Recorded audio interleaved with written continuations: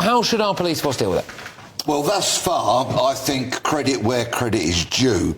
The Metropolitan Police have increased their patrols around synagogues and the like, and other heavy populated areas of London where there are lots of Jewish people.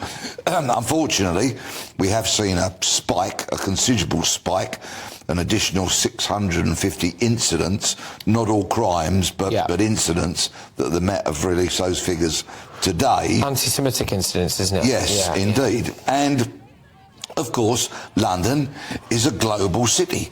There are people here from every corner of the planet. Unfortunately, because of our appalling immigration record of late, there are people living in this country, living in this city, who we simply do not know who they are. We do not know what their intentions are. We don't know where they live, and we don't know their backgrounds. That's a fact.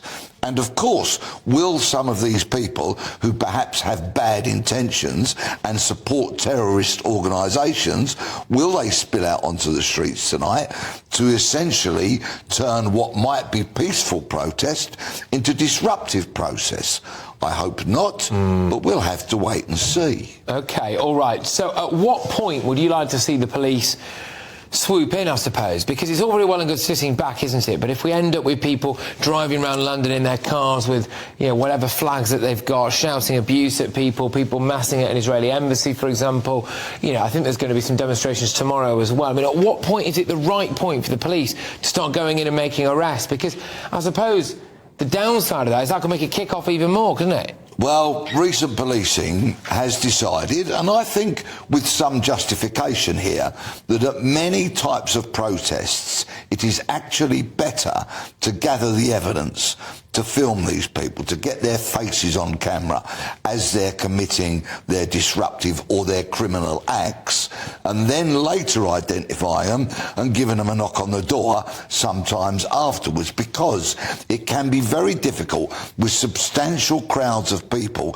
to form a snatch squad, for want of a better expression, to kind of drive a corridor where officers can go in to a massing disruptive crowd and drag people out. That in the past has proved to be very problematic, so the police often gather the evidence and make arrests afterwards. The Met Police here, and possibly other police forces around the country, if protests crop up in other cities, are going to have to walk a very, very difficult tightrope here. And in many regards, they have my sympathy. Rest assured, the TSG, the Territorial Support Group, are primed, are ready, will be just round the corner.